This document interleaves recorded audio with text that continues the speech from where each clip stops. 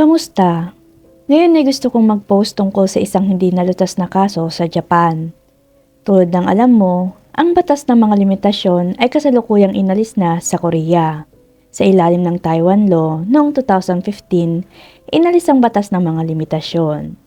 Dahil sa isang kaso na laban sa batas na naganap sa Daegu noong 1999, na ang isang lalaki ay magbuhos ng nakamamatay na sulfuric acid sa isang bata at saka tumakas. Sa kabaligtaran sa Japan, nawala ang batas ng mga limitasyon sa pag-uusig, kasunod ng kaso ng pagpatay sa pamilya Miyazawa sa lugar ng Setagaya. Nangyari ito noong taong 2000 at nais kong ibahagi sa iyo ang buong kwento. Noong 11 p.m. ng December 30 taong 2000 sa Sekigaya, Japan, ang isang ordinaryong pamilya ay nagkaroon ng masayang araw. Tulad ng ibang araw bago sumapit ang bagong taon. Gayunpaman ay tuluyang magbabago ang buhay ng nasabing pamilya mula sa sandaling may pumasok sa kanilang tahanan ng gabing yon. Ang pamilya ay pinamumunuan ng haligi ng tahanan na si Mr. Mikio Miyazawa na 44 na taong gulang at ang kanyang may bahay na si Ginang Yasuko Miyazawa na 41 taong gulang naman. Kabilang ang panganay na anak na babae na si Nina na noon ay 8 taong gulang at ang kanilang bunsong anak na lalaki na si Ray na 6 na taong gulang naman. Ang unang palapag ng tahanan ng pamilya ay binubuo ng isang garahe at isang study room. May hagdanan na nagdudugtong papunta sa ikalawang palapag ng bahay. At ang ikalawang palapag ay ang living space na pinagsasaluhan ng pamilya. At sa tabi ng kusina, matatagpuan ang silid ng anak na lalaki na si Ray. Ang bahay ay may attic na nasa 3rd floor, kung saan ang silid na ginagamit ng mag-asawang Miyazawa at anak na si Nina. Samantala, ang ina ni Ginang Yasuko at kanyang nakatatandang kapatid na babae ay nakatira sa tabing bahay ng pamilya Miyazawa. Sinasabing mayroong mahigit 200 kabahayan sa residential area kung saan sila nakatira.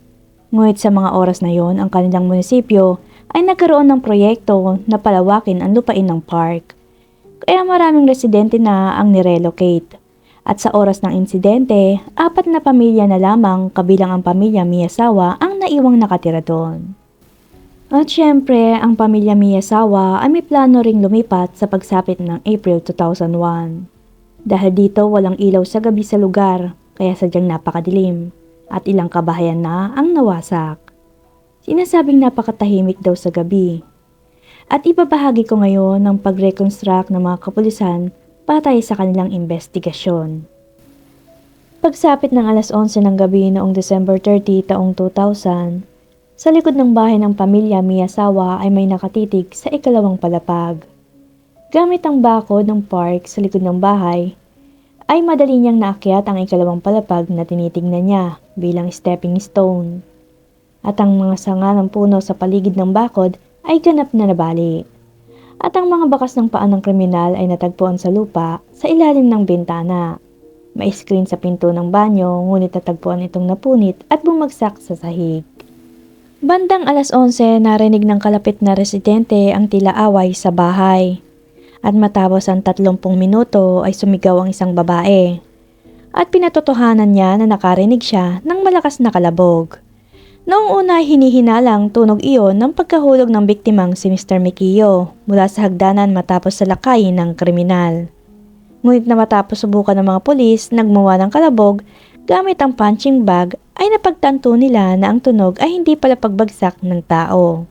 Bagkus nangyari ang tunog ng kalabog nang binaba nila ang hagdan patungong loft bedroom sa attic. Tinatayang naganap ang insidente ng krimen sa pagitan ng 11 at 11:30 ng gabi. Sinasabing pumasok ang kriminal sa kwarto ng batang si Ray sa ikalawang palapag. Ang bunsong anak na si Ray ay nakahiga sa kama at natutulog. Isinuot ng kriminal ang guwantes na mayroon siya at sinimulang sakalin ang bata. Ang bata ay nagising at nagulat mula sa kanyang pagkakatulog at sinubukang magpupumiglas at sumigaw. Ngunit sa huli ay nabali ang nagpupumiglas na mga kamay ni Ray at siya'y nahulog sa kama. Samantala si Mr. Mikio na gumugugol ng oras sa pag-aaral sa unang palapag ay nakaramdam ng kakaibang ingay mula sa ikalawang palapag at nagmamadali siyang umakyat para silipin ang kwarto ng anak na si Ray. Ngunit habang binabaybay ni Mr. Mikio ang hagdan, ay narinig ng kriminal ang yabag ng kanyang mga paa at inilabas ng kriminal ang kutsilyong dala niya. At nang makarating si Mr. Mikio sa tuktok ng hagdan ay sinalakay siya ng kriminal na nagtatago sa tabi ng dingding ng hagdan sa ikalawang palapag. Sinubukan ni Mr. Mikio na labanan ang kriminal upang protektahan ang kanyang pamilya. Ngunit wala siyang magawa laban sa kriminal na may hawak na armas. At sa ganitong paraan pinatay ng kriminal si Mr. Mikio sa pamamagitan ng pagsaksak sa kanya. At sa tabi ng ulo ni Mr. Mikio ay may natagpo ang kapirasong basag ng talim ng kutsilyo. Subalit sugatan din at duguan ang kamay ng kriminal. At matapos na makumpirma ng kriminal na patay na si Mr. Mikio, ay umakyat siya sa ikatlong palapag sa attic. At sinalakay ng kriminal ang natutulog na asawang si Ginang Yasuko at anak na si Nina. Ngunit para sa kriminal ay mahirap umatake ng maayos gamit ang isang sashimi na kutsilyo na nabasag na at nakayuko na sa dulo. Kaya bumaba ulit siya sa second floor at tinungo ang kusina at naghanap ng kitchen knife. Samantala, pababa ng hagdan ang dalawang sugatang mag-ina para tumakas. Ngunit nakasalubong nila ang kriminal at pinagtataga sila ng dose-dosenang beses. Partikular sa kanilang mukha at leeg. At mula sa itaas na may sirang ngipin sa harapan ang ginang. Pagkatapos ay may nakitang tissue paper na may dugo sa mukha ng anak na si Nina. Lumilitaw na ginagamot ni Ginang Yasuko ang anak habang patakas sila. Ang pamilya ay nabigla sa isang mamamatay tao na biglang pumasok sa kanilang mapayapang tahanan at isinabuhay ang kanilang kapalaran sa isang malupit na paraan. At matapos patayin ng pamilya, ginamit ng kriminal ang sanitary pad ni Ginang Yasuko para gamutin ang nasugatan nitong kamay at pigilan ang pagdurugo. Gumamit din siya ng band-aid na mayroon sa bahay at idinikit sa kanyang kamay. Pagkatapos nito, ang killer ay hindi umalis sa eksena. At ang uhaw na kriminal ay uminom ng green tea mula sa refrigerator matapos na ihagis ang bote ng green tea sa sahig. Inilabas niya ang ice cream ng mga bata sa freezer at saka tinungo ang mga kwarto. At matapos maghanap sa ilang drawer sa silid, nakahanap ang kriminal ng 150,000 yen o 6,000 sa peso ng mga panahon yon. At ilang mga dokumento at umupo siya sa sopa ng bahay na parang inangkin niya. At marahil dahil uminom siya ng green tea at kumain ng ice cream ay kumulo ang kanyang tiyan. Kaya ginamit niya ang banyo sa kadumumi. Ang killer ay hindi man lang nag-flush ng tubig, kaya nanatili ang kanyang dumi doon. Ayon sa ulat ng Sisa News sa Japan noong December 24 taong 2010, ay nakita ang gumae sa mga dumi. Nakumpirma ng mga investigador na wala ang gumae sa laman ng tiyan o pagkain ng mga biktima. Bilang side note, may karaniwang paniniwala o pamahiin sa mga Koreanong magnanakaw na pag dumumi ka sa pinangyarihan ng krimen ay hindi ka mauhuli. Nakatulog siya sa sopa sa sala sa ikalawang palapag. Inayos niya ang mga dokumentong may petsa ng kapanganakan tulad ng mga credit card, notebook, bank account at driver's license. Halos lahat ng mga drawer sa mga aparador at mesa ay kinalkal niya. At ang batya sa banyo ay nagkalat ng mga resibo, dokumento, tuwalya, basura at iba pa. Pinaniniwala ang hinalughog niya ang buong bahay at itinapon sa bathtub ang mga walang kwentang gamit. Samantala, ang iba pang mga dokumento tulad ng flyer ay nagkalat sa bathtub at natagpo ang punit-punit gamit ang gunting. Ang iba ay sa pamamagitan ng kamay. Ang mga bakas ng paggamit ng internet ay natagpuan sa isang computer na matatagpuan sa study room sa unang palapag ng bahay. At ito ay talagang kakaiba dahil habang nagsisurf sa internet ang killer ay kinakain niya ang ice cream gamit ang bibig imbis na kamay at hawak ang lalagyan ng tasa gamit ang kanyang mga kamay. Samantala, kasama sa mga record sa internet ang site ng kumpanya ng biktima na si Mr. Mikio at homepage ng laboratorio ng universidad. At sinuri ang iba't ibang impormasyon. Pumunta siya sa isang website ng isang kumpanya ng teatro na Four Seasons at nagsimulang magpareserba ng ticket. Gayunpaman ang killer ay hindi nakapag-login sa window ng ticket dahil nakita ang mensahe na umihiling sa kanya na mag-sign up. Sa kalaunan ay tumayo siya at umalis sa kainunplug ang computer cord. Ang record ng pag-access sa internet ay 2 beses naganap. Ang unang pagkakataon ay 1:18 a.m. at ang pangalawang pagkakataon ay 10:02 a.m. na sa parehong araw bago pa man tumawag ang ina ni Ginang Yasuko. Kaya nung una ay inakala nila na hindi agad nakatakas ang kriminal at nanatili sa loob ng bahay sa loob ng 10 oras. At sa sumunod na pag-iimbestiga ay binago ang pagtatansya dahil malamang na ang pangalawang koneksyon sa internet ay dahil sa isang malfunction ng computer. Ayon sa resulta ng reproduction experiment, tila nakakonekta ang computer dahil nahulog ang mouse sa kung anong impact o paggalaw. May testimonya din na pinatay ang mga ilaw sa bahay ng mga biktima noong December 31 na madaling araw na yon. Iyon ang huling araw ng taong 2000. May ulat din galing sa nakasaksi na may kahina-hinalang tao noong madaling araw, kaya posibleng tumakas ito noong madaling araw na yon. Ito ay maaalala bilang isang kauna-unahang pangyayari ng kaso na brutal na pagmasakar sa pamilya, na natiling pinakamalaking misteryo sa Japan. Kaya't pagsapit ng umaga ng December 31 taong 2000, ang ina ni Mrs. Yasuko na kapitbahay lamang nila ay tumawag sa bahay ng kanyang anak. Ngunit walang sumasagot, kaya napaisip siya na ito ay kakaiba. Kaya agad na pumunta ang ina sa bahay ng anak upang ito ay bisitahin, kung saan nadatnan niya ang kalunos-lunos at malungkot na tanawin ng pamilya ng kanyang anak, kaya agad siyang tumawag ng kapulisan. Nang pumunta ang mga kapulisan sa tahanan ng pamilya Miyazawa, ay una nilang natagpuan ang wala ng buhay na katawan ni Mr. Mikiyo sa hagdanan sa unang palapag at hindi sa ikalawang palapag. Ang itaas na bahagi ng katawan kabilang ang kanyang ulo at mukha, pati na ang kanyang ibabang bahagi kabilang ang kanyang buwit, binti, ay brutal na tinadtad ng kutsilyo. At maraming dugo ang umagos sa katawan. Samantala ang asawa namang si Ginang Yasuko na nakahandusay sa ikalawang palapag ay nasa pinakamahirap na kalagayan. Ang kanyang mukha ay may malalim na sugat na tila pinagtataga ng kutsilyo at may basag ang ngipin sa bandang taas sa harapan. Ang kanyang mukha ay tinakpan ng mga damit na tila kinuha sa aparador. Kasama niyang nakahiga sa ikalawang palapag at may saksak na 12 ng beses sa mukha at leeg ang babaeng anak na si Nina. Samantala, ang direktang sanhi ng kanilang kamatayan ay intracardiac hemorrhagic shock na nangangahulugan na sinaksak ng killer ang puso at ang dugo ay naipon sa espasyo at hindi nakadaloy palabas ng katawan kaya humantong sa kamatayan.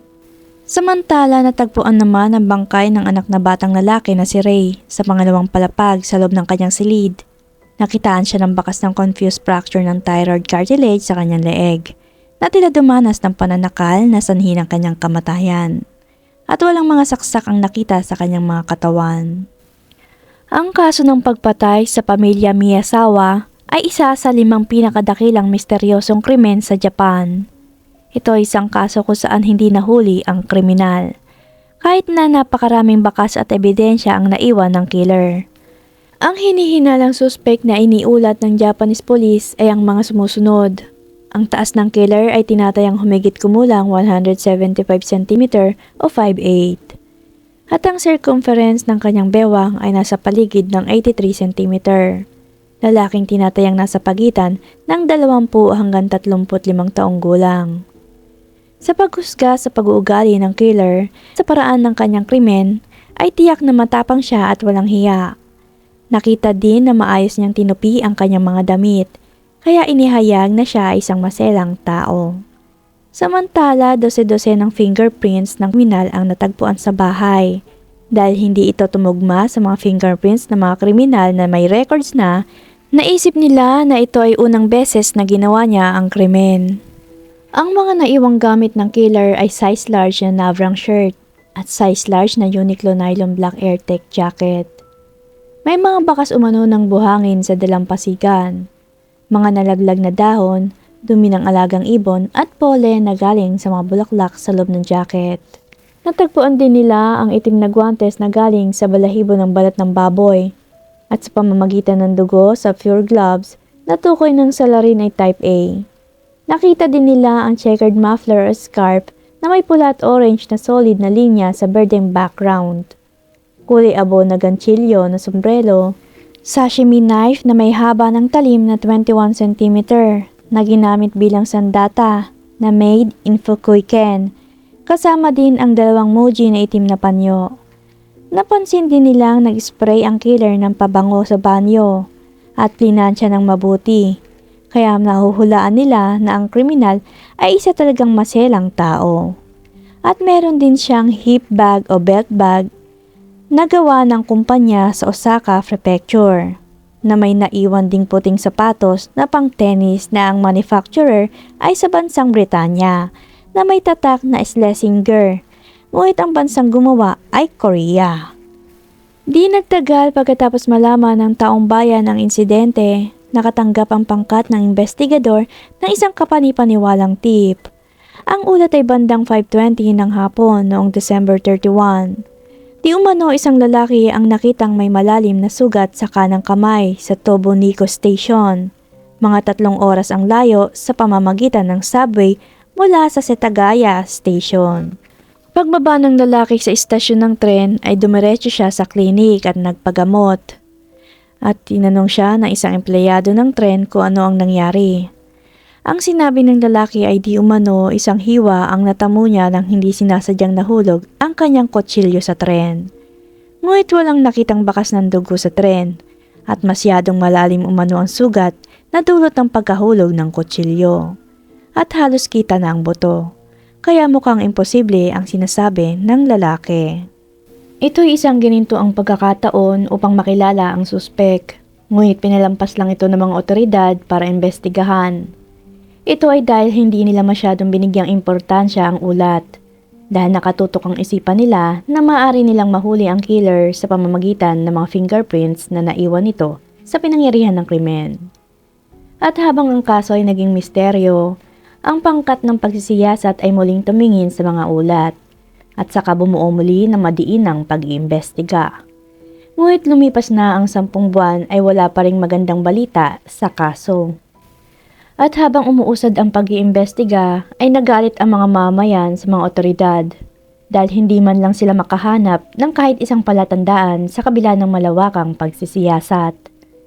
Ang nakakuha ng atensyon ng mga mamayan noon ay ang foreign culprit theory, lalo na ang pagbibigay diin na isang Korean ang may kasalanan. At isa sa mga dahilan kung bakit nakilala ang aktwal na salarin bilang isang Koreano ay dahil sa kanyang sapatos at bag. Ang mga sapatos ng salarin na kinilala sa pamamagitan ng mga bakas ng paa ay tatak ng British na Schlesinger na may sukat na 280 mm. Na sinasabing ang produkto ay ginawa sa Korea at ang laki ay hindi kailanman na ibenta sa Japan. At ang bag na naiwan ng kriminal ay sinasabing gawa lamang sa Korea. Ngunit gayunpaman kalaunan ay ipinahayag na ang sapatos at bag na ito ay ibinebenta rin sa Japan sa isang sale store. At kahit na walang batayan ang kanilang hinala na Koreano ang may kasalanan, sa lalong madaling panahon ay tiniyak nilang ito ay totoo. Kaya noong December 28, 2002, inimbitahan pa ng Asahi TV ng Japan ang American Psychic Investigator para gumuhit ng montage ng suspect sa isang programa na tinatawag na The Power of Miraculous TV. Ito'y malinaw na ang isang mapangahas na montage ay lumitaw. Ngunit ang broadcast ay nag-claim na ito ay hindi isang Japanese face, bagkus isang Korean face. At ang hinala na ang isang Koreano nga ang may kasalanan ay mas pinagtibay na ang resulta ng pagsusuri sa DNA ng salarin ay isinapubliko noong 2005. Bilang resulta ng pagsusuri, sinasabing ang ama ng kriminal ay isang Asyano at ang ina ay isang European. Ang posibilidad na ang paternal DNA ay matatagpuan sa mga Koreano ay halos 3 beses na mas mataas kesa sa mga Hapon. Dahil dito ay nagpadala ang Japan ng investigator team sa Korea para kumpirmahin at hanapin kung sino ang may sala. Ngunit walang kabuluhan. Matapos ikumpara ang fingerprints ng kriminal sa mga Koreano ay walang tumugma ni isa. Ito'y medyo kakaiba at nakapagtataka na hindi man lang nila nahuli ang kriminal. Kung iniisip nila na nakatira sa Seoul ang killer sa pamamagitan ng mga resulta ng investigasyon ng Japanese police, dapat ay na-corner na nila ito. Dahil noong taong 2000 nang mangyari ang insidente, ang mga dayuhan ay kailangang itatak ang kanilang mga fingerprints sa pagpasok sa Japan. Gayunpaman ay nagpatuloy pa rin ang hinala na Koreano ang salarin, kahit na ilang dekada na ang nakalipas matapos ang insidente. Noong 2015, muling sinabi ng manunulat na Japanese na si Fumiya Ichihashi na ang salarin ay isang Koreano sa isang aklat na pinamagatang The Setagaya Family Murder Case. Sinabi niya sa libro na ang nag-udyok sa krimen ay si Hidemichi Kaneda, na isang Korean-Japanese na real estate agent. Nagpunta ito sa Korea sa pangalang Kim Sudo at pinuntirya ang mga ari-arian ng pamilya Miyazawa. At sinabi din niya sa libro na di umano ay nakipagsabwatan si Hidemichi kay Lee In-yoon, na isang gangster mula sa Suwon, Gyeonggi-do, South Korea, na siyang gumawa ng pagpatay. Gayunpaman ang dating detective na si Takeshi Choshida na nag-iimbestiga sa kasong ito ay ibinasura ang mga pahayag ni Ichihashi sa libro bilang 100% kalokohan. Inihayag niya ito sa isang interview niya sa ABC News sa Estados Unidos noong 2019. Para sa pamilyang naulila maging sa pulisya, ay patuloy pa rin ang kasong ito. Hindi pa rin nila sinasara ang pinto para madakip ang tunay na may sala. At patuloy pa rin ang mga otoridad sa pag-iimbestiga na may 38 tauhan kada taon. Pagsapit ng taong 2022 hanggang sa taong ito, ay patuloy pa rin sa pag-update ang Metropolitan Police Agency sa website nito na baka may bagong impormasyon ukol sa insidente at naghihintay ng mga ulat mula sa mga mamayan. Sa huli ay nagalok ang pulisya ng 3 milyong yen o mahigit 1 milyon sa peso para sa pakipakinabang na impormasyon. At kahit na detalyado ang mga sirkumstansya ng kaso at maraming ebidensya, ay hindi pa rin nahuhuli ang salarin. At ang kasong ito ay nanatili pa ring unsolved case magpasa hanggang ngayon.